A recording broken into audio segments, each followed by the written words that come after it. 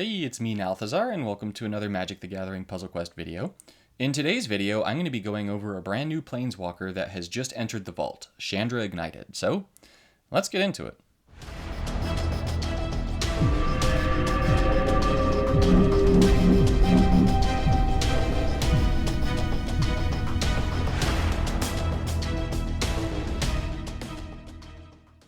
Now, before I get too far into this video, I wanted to give a quick shout out and thank you to Octagon for sending me this Planeswalker so that I could make this video for you guys. So, thank you, Octagon.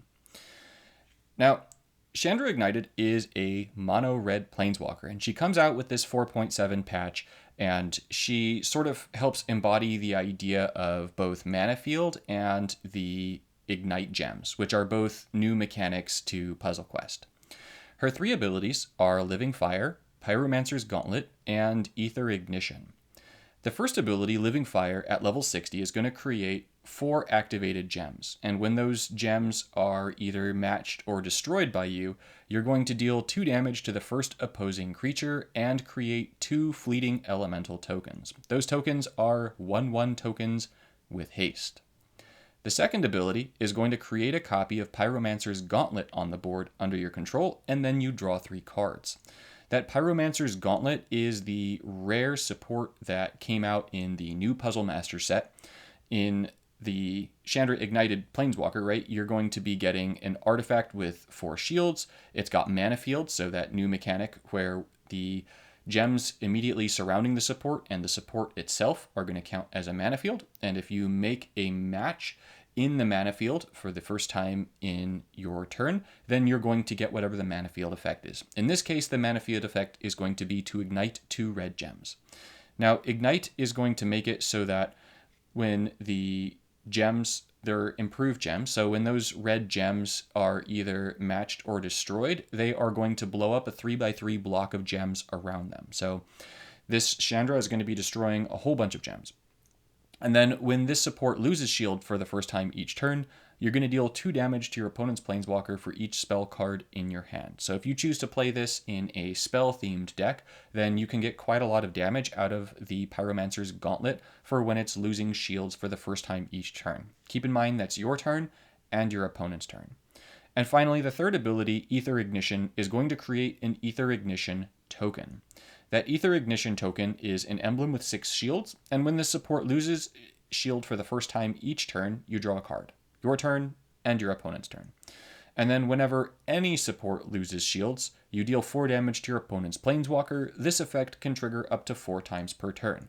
So when it says 4 times per turn, once again, that's up to 4 times on your turn and up to 4 times on your opponent's turn. And when it says when a support loses a shield, that means supports that you control or supports that your opponent controls. I've actually had my opponent kill themselves with Urza because they got too many cascades with Urza and they wound up killing themselves. So this third ability can definitely come in handy, even just for that emblem token.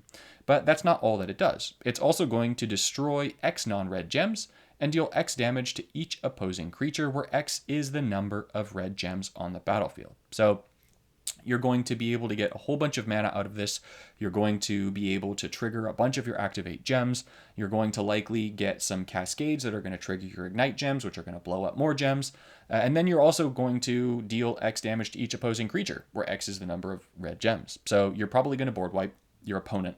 You're probably going to get a bunch of mana, and you're probably going to also get a whole bunch of really cool, beautiful things happening and doing damage to your opponent, because in destroying those gems, you're probably going to be damaging some supports, and the Ether Ignition token is going to start pinging your opponent. So Chandra Ignited is a very unique Planeswalker. We don't have another Planeswalker that's quite like her. She can fill a great many different roles. She's kind of a jack of all trades and good at many, right?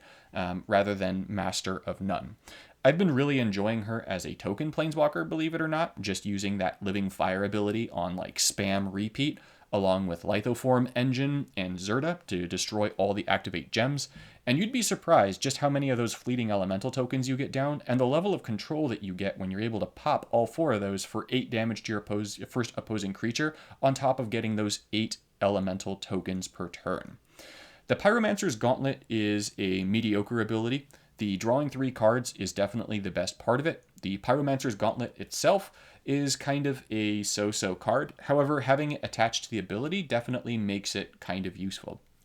And then the Ether Ignition ability is a fantastic ability. When you read it, it feels sort of underwhelming, but then when you play with it, you're like, oh, this is actually pretty good. You can be doing up to 32 damage around with that ability. And that's not including the fact that you're going to be destroying gems, and you're going to be probably board wiping your opponent's critters, and because the Ether Ignition, when it loses shields itself, is going to draw you cards. So red generally tends to struggle a little bit with card draw, although to be fair, with things like Whirlwind of Thought and Song of Creation, it struggles with it a little bit less right now. But I feel like this is going to make Chandra Ignited definitely have more staying power. Now, the first deck that I'm going to be showing you guys some gameplay today is the deck that I've been having the most fun with. It's this Activate Gem deck that runs off of Zirda and Lithoform Engine. I mentioned them just a minute ago. I didn't wind up having image of them pop up on the screen, but that's just because I was going to show you the deck anyways. So Zirda has a companion ability. As long as you have 4 or more cards in your deck that have Activate Gems, then at the beginning of combat on your turn, Zirda is going to destroy and trigger 3 of your activated gems. Lithoform Engine, whenever you activate your first loyalty ability, is going to destroy and trigger 3 of your activated gems. So between Zirda and the Lithoform Engine, you're going to be destroying and triggering 6 activated gems per turn, which winds up giving you all of your elementals and then some. Because if you take a look at the cards that have activated gems in this deck, we've got Sarah, the Bold, who is going to activate to deal damage to any target. And if you so choose to have that damage go to your opponent's Planeswalker, then you get to fetch the first card from your library and give it half of its mana. So you actually get quite a lot of card draw with this. Pyromancer's Goggles is a recently updated card, and I feel like it's just a perfect fit for this because these are obviously Chandra's Goggles. And in this deck, or really any Chandra Ignited deck, Pyromancer's Goggles is going to be beautiful. The Ignite Gems are going to pop the Activate Gems also, and so those Ignite Gems are going to make it so that you get way more Pyromancer Goggle triggers than you would get with pretty much anything except for Elspeth or Koth. So it's very fun in this deck. Castle Embereth is here just because we need another thing that activates gems. For that matter, I actually like to try avoiding putting the Embereth on the battlefield because I find that the activating the 3 red is more of a detriment than a help. However, that being said, having gem conversion is always sweet. And then Skyclave Relic, my sweet, sweet baby Skyclave Relic, which I really need to make another video on just because it's such an amazingly good card. I say another video on, but I mean make another video apart from this one. But Skyclave Relic is an incredible card. With the kicker, you're going to get a whole bunch of gem conversion out, and it does wacky things. And the last card in the deck that I really wanted to point out is this brand new card, Mox Ruby. I'm going to be making a separate video on Puzzle Masters and what I think of it, but Mox Ruby is absolutely worth the chase. This card is disgusting. Seriously, guys, this card is absolutely a filthy, filthy, filthy, dirty card. So you'll get to see it in action in the video. In my later video on Puzzle Masters, you'll get to see more of Puzzle Masters in action. But the general theme of this deck is for me to get the Chandra's first ability down, get tokens, and then have some fun killing my opponent with it. This is the most fun deck that I've been playing with over the course of the past few weeks, so I've been really enjoying it. So let's go ahead and get into some of this gameplay. In a rather amusing turn of events, I actually go up against another Chandra Ignited Planeswalker in this match, which is pretty cool. You get to see a whole bunch of Chandra action, which is nice. In my starting hand, I've got both Zirda and Sarah.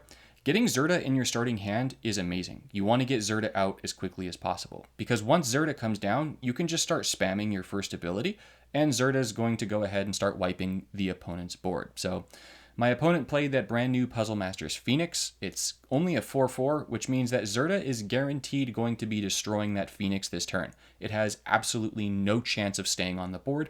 So we're going to go ahead, make a gem match. We're going to start our elemental token onslaught. We're going to get a Whirlwind of Thought, which means that we're going to be able to spam that first ability even more.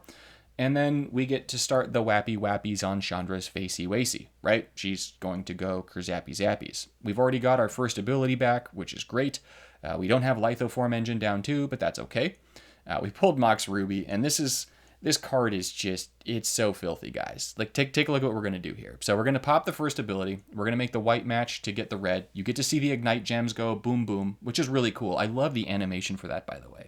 They're absolutely gorgeous, and Oh my goodness, look at that. The Whirlwind draws us into Chromanticore. So the Mox Ruby is going to make it so that if we make any match in the mana field, we're going to get full mana to the first red card in our hand that doesn't have full mana. And as you can see, I can make a red match right next to my Mox Ruby. So I'm going to move the Chromanticore on up in my hand.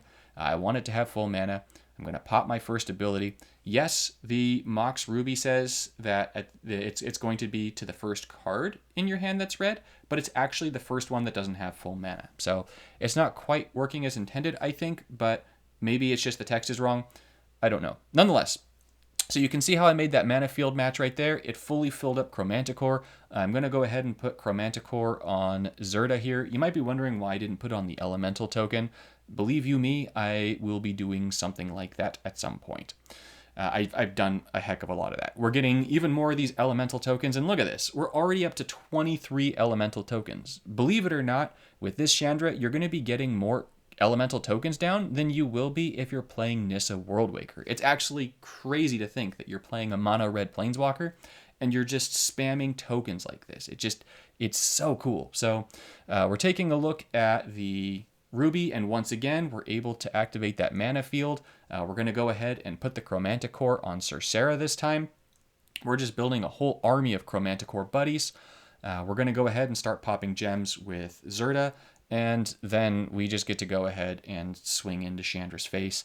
She's really got no hope of surviving. That's going to be game over for Chandra. Goodbye. I'm sorry. But yeah, you can see how cool she can be, right? For the second match, I thought it would be fun to try Chandra in Legacy. I'm a huge fan of dinosaurs. My youngest son is actually in like this major dinosaur kick right now, so I really had to try out a Chandra Ignited dinosaur deck. So I dropped down a turn 1 Whirlwind of Thought. That's always a very welcome card to get. My opponent, Pact of Negations, and I get Mox Ruby, and you get to see just how filthy this thing is in Legacy. So we get the Ruby down, and now we just want to make sure that we can get something in that mana field. If we do, we get a free Gishath. If we do, we get a free Zakama. So really just absolutely crazy, horrible things are going to happen for our opponent if we're able to start matching in that mana field. So given the current board state, there really is nothing I can match in there. I'm going to have to try and work my way over to it, which is fine. My opponent gets this huge Cascade, which would normally be a good thing for them, but is actually bad for them here. As Gishath already has most of its mana, I'm going to go ahead and play the Zakama from the Mox and hope that it gives me enough for Gishath, which it does, which it also gives me enough mana for a Shatterskull Smashing. And then we get Genesis Ultimatum. If you do get this Mox, good gracious, if you pair this thing with Genesis Ultimatum, you just get so much free stuff. It's filthy. So we've already got our first, second, and third ability available to us here with Shandy. I'm actually going ahead and saving my loyalty here just in case anything happens. No, this is a different game? Different game. Okay, no. So I pop my third. So that's going to get the Chandra Ignited token down, that third ability token. And then I've got this Genesis Ultimatum. It's going to disable the things in my hand, so I might as well toss the Gishath. It's not going to give any mana to that. I really don't need the extra Whirlwind here, but it would be nice to make sure that I've got another one of those Moxes. So I get a free Genesis Ultimatum cast, and that's going to go ahead and give me a whole bunch of free stuff in my hand. Next turn, things are going to get even wackier than they already are. Yes, I know this is Legacy, but it works out this way in Standard too with Genesis Ultimatum. And to think that this Mox is always going to be Standard too. I know, this isn't a video about the Mox and Althazar, this is a video about Chandra Ignited. So let's get back to Chandra and pretend that the Mox doesn't exist for a hot second. Except for the fact that here I'm going to make that blue match for sure. And I'm going to try and... No. I'm just all sorts of out of sorts in this one. Good gracious. It's the dinosaurs, guys. The dinosaurs are getting to my head. They're just so exciting. I love dinosaurs. So I'm going to go ahead and make some wishes with a Luna here. I'm going to wish that I actually give proper commentary to my videos. And watch, it's going to come true. Pizzazz. And then my opponent drops Kega. Oh well. Big whoop. You're going to see my third ability is starting to ping Karn down. Like super ping, zap, zap, boom, boom, bang. Karn's taking a bunch of damage. I've got my third ability already because Whirlwind of Thought. We're doing more ping, ping, bang. I'm getting a low battery on my phone, which always happens. I've got a Shatter Skull Smashing at my disposal. I've got a Genesis Ultimatum at my disposal. I don't need this other nonsense in my hand. I'm going to use my third ability to go ahead and wipe Karn's face and creatures from the board. So we're going to do 3. That's from Zakama. That is not from Chandra. There's Chandra wiping the board. Keiga does not get to steal too much. She gets to steal the Gishath, but big whoop, I'm going to be going ahead and whapping that thing out of existence with Shatter Skull Smashing. It stands no hope. I'm sorry, Gishath, I loved you, but you turned traitor, and now I have to kill you, so goodbye. We're going to get the Genesis Ultimatum. We're going to get even more free stuff, but it doesn't matter because Karn's doomed. Karn's going to get whapped by Zakama, and that's the end of the story. Bada bing, bada boom, kazap. Bye-bye, Karn. Was nice to know you, T-Sizzle. So let's get into my thoughts on Chandra. Alrighty, so in conclusion, how do I feel about Chandra Ignited? Is she worth it? Is she good? The simple answer is yes. She is both worth it, and she is good. She joins the long list of mono-red planeswalkers that are very good, from Jaya to Koth to Luca to Chandra Awakened Inferno. We have so many good mono-red planeswalkers, and yet somehow this one manages to fill a lot of their roles and also at the same time be different. She's very good. She's definitely a B-tier planeswalker. You could make an argument for her being an A-tier planeswalker along with Awakened Inferno. The more that I play her, the more that I like her. When I first started playing with her, I didn't get the sense that she was overwhelmingly powerful. I was playing her with just cards from the Puzzle Master set, and while there's definitely great cards in that set, and you definitely should target getting the cards from that set, it still was definitely a lot more fun to play her with a mix of some cards from Puzzle Masters and cards from other sets. She's a phenomenal planeswalker. Playing her as a token walker is fun. Playing her as a spell walker is fun. Playing her with just a whole bunch of conversion from landforming and other lands and then getting really big beefy things down is fun. She's very good. Like, very, very good. That being said, $30 can be a hefty price tag, but she is a monocolor planeswalker, and so at 295 crystals, which is what I'm assuming she's going to be when she enters the vault, is a very reasonable price to pick her up. If you're a person who doesn't mind spending money in the game, I actually happen to think that you get a lot more good stuff in this bundle than you get with most bundles, because this bundle comes with 2 of those Puzzle Masters packs.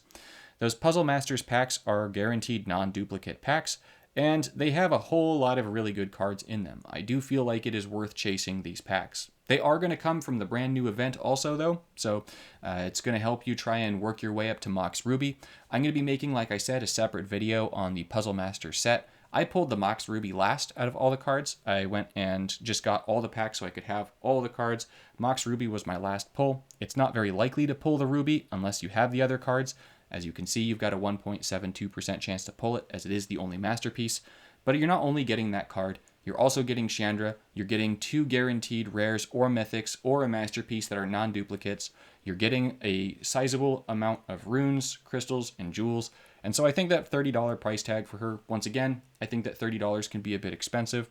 But I think that for if you compare her to other bundles, that you're getting a very reasonable value for her. So I would suggest that you either pick her up while she's in the vault here, or you just wait for her to come out for crystals at 295. She's very fun. If you wound up picking her up, let me know how you're running her. I'd love to try some new decks using her. I've really been having a lot of fun with her. I wound up playing like 25 games in the training grounds yesterday and the day before, something comparable. And it's pretty much all with Chandra. So if you've run into me into the training grounds lately, it's just me playing this new Chandra. So thank you so much for watching, and I'll see you in the next one.